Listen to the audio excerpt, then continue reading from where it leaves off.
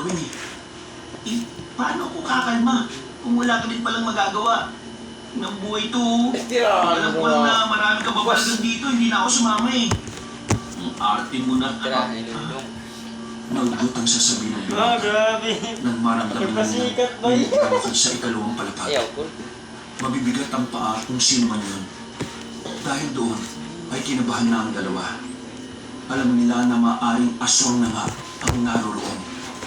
Makmak! Makmak! Gising! Nasaan naman yung dalawang lalaki na bantay sa labas? Kung kailang kailangan, saka nawawala. Ina naman ito yung makmak mo. Hirap gisingin eh. Parang pababa na siya. Hindi na nakatiis si Baste. Inilabasan niya ulit ang kanyang puwet. Uy! Baliw, anong gagawin? Ay, sira ulo! Wala nang nagawa pa si JM nang upuan na naman sa mukha ni Bastet ang binatang si Makmak. Agad na nagising si Makmak at nauubo-ubo pa. Hindi na nila hinantay pang makapagsalita si Makmak. Nang magising ito, ay agad na nila yung kinaladkat papunta sa kusina. Ano na naman ba problema nyo? Mag-aalikan na kami ni Jessa Saragosa sa panaginip ko eh.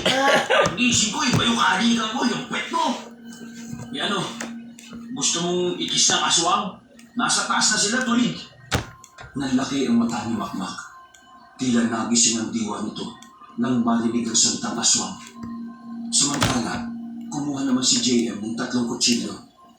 Bakit breadneck yun sa akin? Mukha bang tinapa yung aswang? Huwag ka na magreklamo. Yan lang ang available dito. Maya-maya pa, pagsilip nila sa pintuan ng kusina, ay nakita na nilang may isang madumis na binti ang pababa ng hagdanan. Nangulit ang kanilang mga mata nang makita na nila ang kabuuan ng aswang. Laylay ang dila nito at umaagos pa ang malapot nitong laway. Kulay itim ang lahat ng mata nito. Nagtitindigan ang kanilang mga balahibo. Kinakabahan sila, lalo pat wala na silang ibang malalabasan. Makukulong sila sa kusina kung doon lamang sila mananatili. Isasara na sana ni Basti ang pintuan nang mapalingon sa kinaroroonan nila ang aswang. Gumapang na parang gagamba ang aswang at lumundag sa pinto. Lumusot na ang kamay nito at pilit silang inaabot. Paluin niyo, bilis! Hindi na nagsayo ng oras pa si Makmak. Dinumpot niya ang kaldero sa lababo. Pasin na sana niya ang aswang, pero bigla na lang natanggal ang hawakan ng kaldero. Tinumaan si Baste sa panga at nakaramdam ng kaunting pagkahilo. Mabuti na lang at matigas-tigas ang panga ng lalaki. Wisit ka! Hindi ako! Yung aswang ang patamaan mo! Buong pwersa pa rin tinulak ni Baste at JM ang pinto. Ang kaso nga lang, nakabara pa rin ang braso ng aswang. Bilisan mo! Kapag nakapasok to, malalaban tayo nito! Natatarantang naghanap ng mas magandang pamalo ang binatang si Makmak. Pero sa kasamaang palad, wala siyang makitang kahit na anong matigas na bagay doon. Hanggang sa dumako na lamang ang tingin niya sa pang-spray na baygon. Pamalo, hindi baygon! Lamok pa yung nasa labas! Aswang yan eh! Kaunti na lang ay mawawala na ng pwersa si Baste at JM. Kaya naman agad na nag-spray si Makmak ng baygon sa aswang. Naging epektibo naman yun dahil narinig nilang halos masuka-suka ang aswang. Naisa lang nila ng tuluyan ng pintuan. Pero ganun pa man, maging si Baste at JM ay nalangap din ang mabahong amoy ng spray. Buwisit ka talaga! Tama naman ginawa ko ah! Ayan o, sarado na ang pinto!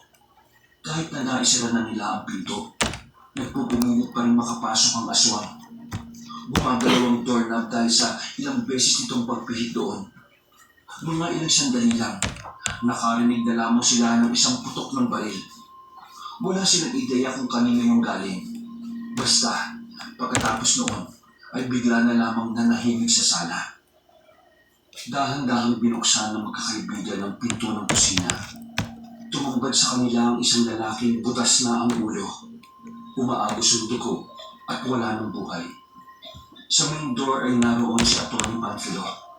Hawak nito ang baril na may natira pang kaunting usok. Gulat na gulat sila nang malaman na si Panfilo ang pumatay sa aswang. Hindi nila inakala na marunong humawak ng baril ang matandang lalaki. Atty. Panfilo? Lumapit sa kanila matanda. Parang wala lang na dito ang nangyari.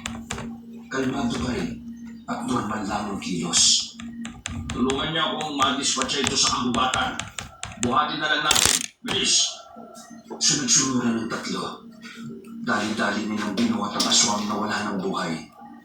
Nang medyo makarating na sila sa liblib na parte, ay inilapag na nila ang aswang. Paano natin nililibing to? Wala naman tayong panghugay.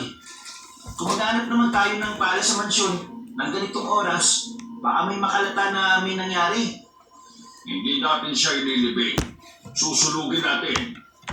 Paglabas ng lighter ng lalaki, tinabunan naman nila ng tuyong dahon ng bangkay. Walang ano-ano ay saka yung sinilabahan ni Panfilo. Attorney, alam niyo ba na inasong na kami nung una? Ano ba talaga nangyayari? Narinig ko yung mga tauhan mo na alam na may aswang dito. Pwede po bang paliwanagan nyo kami? Nag-ayos muna ng coat si Panfilo. Umugot ito ng malalim na paghinga. Totoong maraming aswang dito. At ikaw, si Bastian, ang target nila. Ha? Teka, kung may mga aswang pala rito at ako ang punteriya nila, bakit mo ako pinapunta rito? Bakit hindi mo kagad sinabi sa akin? Kapag sinabi ko hindi ka na pupunta. Kaya nga, bakit mo ako pinapunta rito kung alam mong delikado? Umupo si Panfilo sa gilid ng puno. Aswang sila Doña Serena. Nagsimula silang lumantad nang malaman nilang may sakit na si Don Felipe. Wala nang nagawa si Don Felipe kahit ipagtapat pa nila na hindi sila mga tao. Sa halip, unti-unti nilang nilason si Don Felipe. Gusto nilang mamatay ang Don para makuha ang asyenda at mapagharian ng mga aswang ang lugar na ito. Napangangan na lamang si Baste sa kanyang narinig. Inasahan na niyang may mga aswang talaga sa kanilang area. Pero hindi niya inakala na ang mga marasigan pala ay mga aswang din. Bago mamatay si Don Felipe, sinabi niya sa akin na hanapin kita. Ikaw daw ang magliligtas sa mga taga-Balyo. Ano pinagsasabi mo? Anong ako magliligtas? Ano tingin niyo sa akin, superhero? Ikaw lang naman ang nag-iisang anak ni Don Felipe. Sandali lang. Akala ko ba anak si Baste sa labas? Anong siya lang yung anak? Di ba anak din nandun yung dalawang lalaki? Kaya hindi na siya anak sa labas. Kasi pinapasok na siya sa mansyon. Diyos ko, basic understanding lang yan. Hindi anak ni Don Felipe ang anak ni Doña Serena. Anak niya yon sa unang asawa lahat, na aswang din. Baste, ikaw lang ang kadugo ni Don Felipe. Ikaw lang ang tagapagmana ng lahat. At bukod doon, ikaw ang tagapagligtas. Teka. Nagugulan ako eh. Sige na, sabihin mo sa akin kung paano ko maliligtas yung mga tao. 6 na buwan bago magkasakit si Don Felipe, naghihinala na kami na aswang sila Doña Serena. Kaya naman, isang gabi, sinundan namin sila. Natagpuan namin na meron silang pinapasukan na kuweba. Sa loob ng kuweba na yon, naroon ang puso ng mga aswang. Sabi ng albularyo na napagtanungan namin, kapag pinatay ang puso na yon, mamamatay na rin ang mga aswang na nasa probinsya na ito. Kung gano'n, ano? Oppo-Reno 11 series fire chain, stand up and portrait. Mamamatay na rin ang mga aswang na nasa probinsya na ito. Kung gano'n, anong ginagawa nyo? Bakit di nyo pinatay? Umiling-iling si Panfilo. Gagawin sana namin yan pero muntik na kaming mahuli. Hindi na namin naulit pa dahil wala na si Don Felipe. Ikaw, Baste, ikaw ang makakapatay sa puso ng mga aswang. Ikaw lang ang makakagamit ng punyal na makakapatay doon. Dahil ikaw lang ang natitirang kadugo ni Don Felipe. Ano? Punyal? May punyal na nakatago sa sikretong underground dun sa mansyon. Nakalagay ang punyal doon. Ako at si Don Felipe lang ang nakakalam ng underground. Kailangan mong kunin yon dahil sa mga kamay mo lang gagana yon. Kadugo lang ni Don Felipe ang makakapatay sa puso ng aswang. Ang ibig mo sabihin, yung punyal na yon ay para talaga patayin ng mga aswang. Tama ka. Ang mga ninuno mo kasi ay mga dating emperador ng mga aswang. Paano kung ako ang gagamit ng punyan, tapos sinaksak kita, hindi ka mamamatay? Kasi, di ba, kadugulan nandun ang makakapagpagana? Tigil mo na nga yung katangahan mo. Ang sinasabi ni attorney ay dun nga sa puso ng mga